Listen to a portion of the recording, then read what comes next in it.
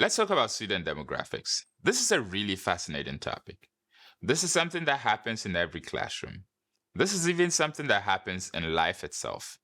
In life, there are a lot of classifications, and that applies to your classroom as well.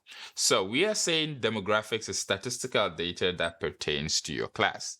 And what that means is this is data that we can actually draw certain conclusions from, and we can deploy solutions based on that. Now, let's take a simple graph. We're going to look at, for instance, a simple y and x axis. And let's put performance over here. And we're going to put performance based on certain qualities. So we're going to put performance based on, let's say, learning. We're going to put performance based on something like discipline. Let's take these two. Now we're going to take something like number of students over here. When we plot the class on this x and y axis, we're going to have a distribution like this.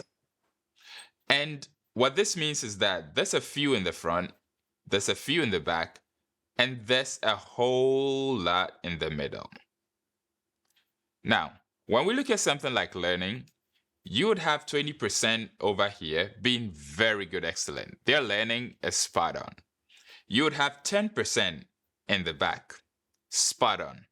You would have 70% in the middle who are just okay.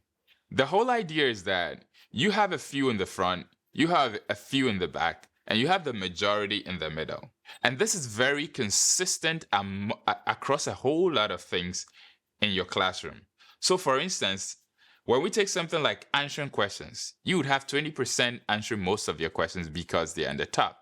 10% would not answer anything at all.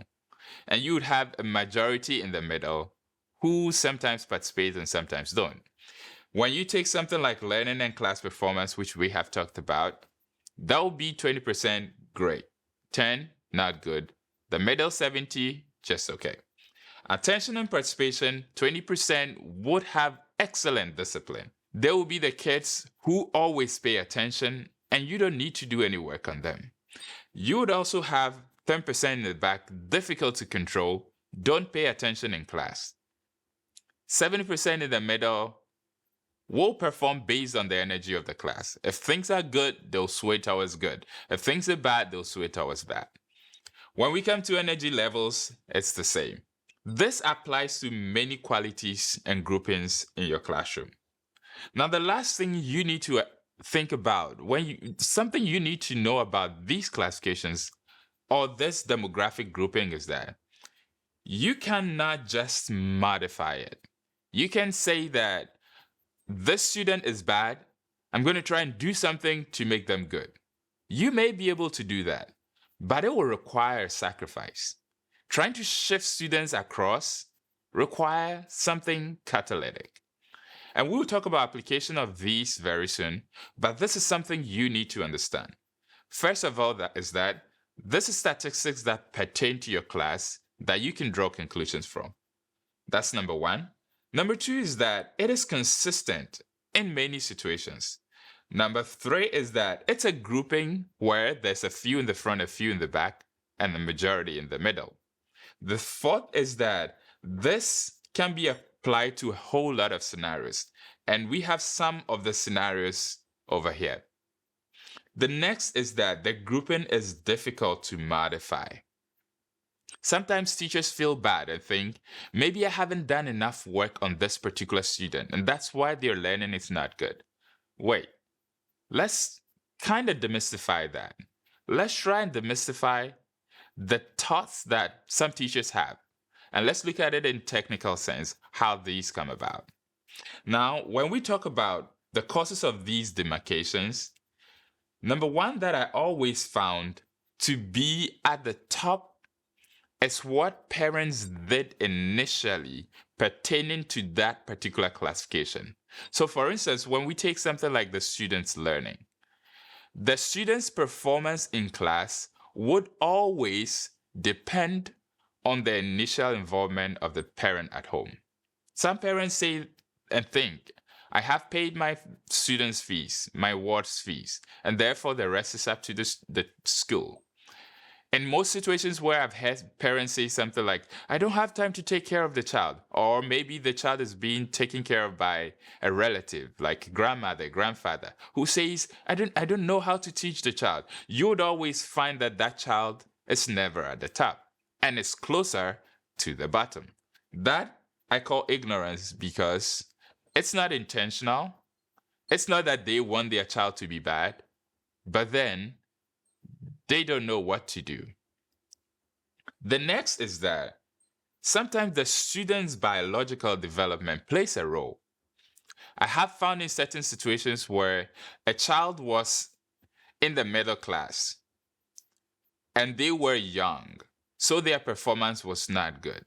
And then they were taken to the younger class, and their biological development matches what is being learned at that level, and therefore their performance is better.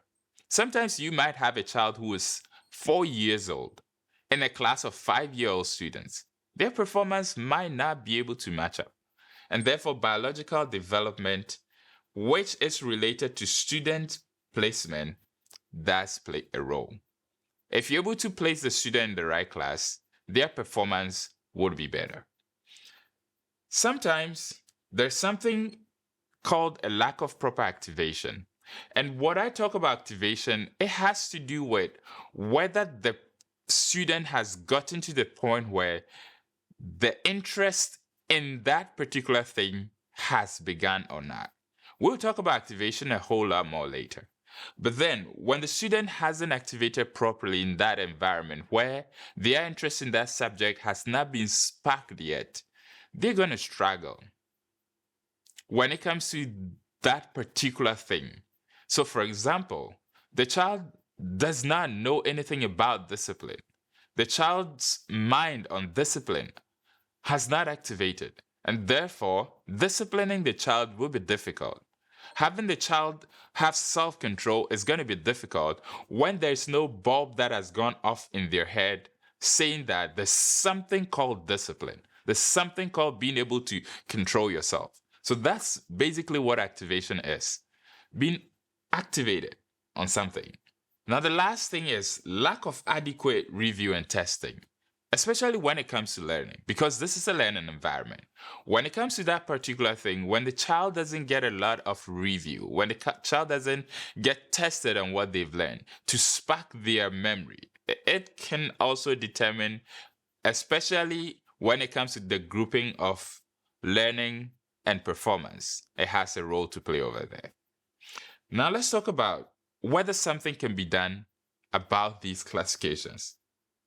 And the first thing you need to know is that, yes, indeed, as I said before, there's something that can be done, but it comes with a sacrifice.